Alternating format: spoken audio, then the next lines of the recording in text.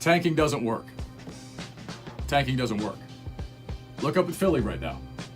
The process, oh, but it's all about assets. It's all about draft picks and things that you could. Look what's happening right now. Look what's happening.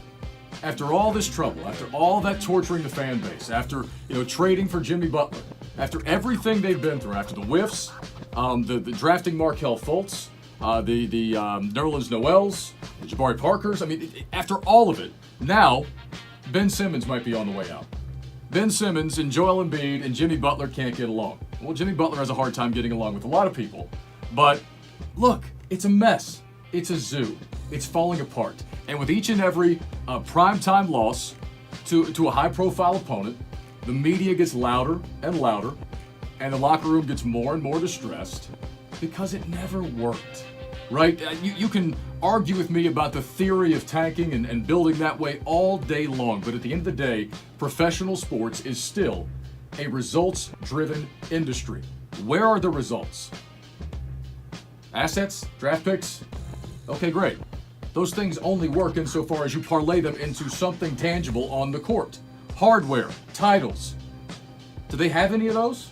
I don't think so. Have you seen anything? Have we missed anything? No, and I agree with you 100% because it's about the culture, and what they sat there for a while trying to accumulate those assets and get those things, and it just permeates throughout the culture there, and that's what's tough about it. You want the Panthers to tank that last game to get a little bit better draft pick, but who knows?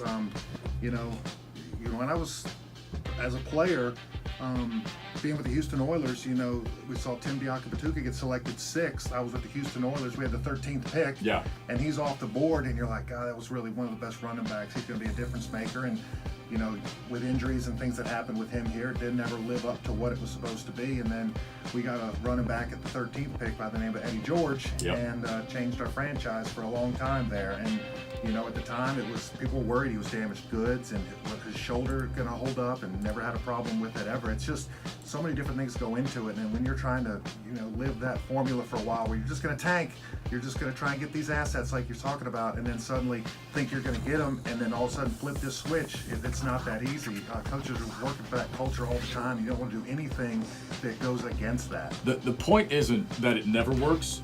The point is that it usually doesn't. Right? Overwhelmingly, it doesn't. Even here in Philly, where, in the playoffs last year, they tried to sell us on, oh, it's worked. The culmination of the process is complete. They're here. No, that was never the case. And I know they've dealt with some injuries to J.J. Redick and to Wilson Chandler, and that stuff certainly matters. But that's basketball. That's part of it, right? They've gambled. They tortured the fan base. They got a bunch of high draft picks. They've still won nothing. And it's why I tell the people that, are very much in favor of the Hornets tearing it all down, blowing it all up, start over, get rid of Kemba, do this. There's no shortcut. You have to draft well, hire good coaches, hire good front office people, develop your players, build a good culture of winning, and maintain it. That's how pro sports works. It's how good organizations thrive and stay on top. And it always has been. Point to the best organizations in any sport. It's what they do. Maybe you could point to the Patriots and say they cheat. Fine. I'll jump on board with that. Why not? But a little bit. By and large, the rest of them do those things, Kevin. And I just can't there's not a bone in my body that could accept tanking. I couldn't do it. I don't have that in me. Losing on purpose, torturing fans, asking them to pay outrageous ticket prices to come watch a team that was designed to fail? Why? Because you got a 14% chance to grab the guy that you really want because he might turn out to be something great? Sorry, I'm not into that. I'm not into it.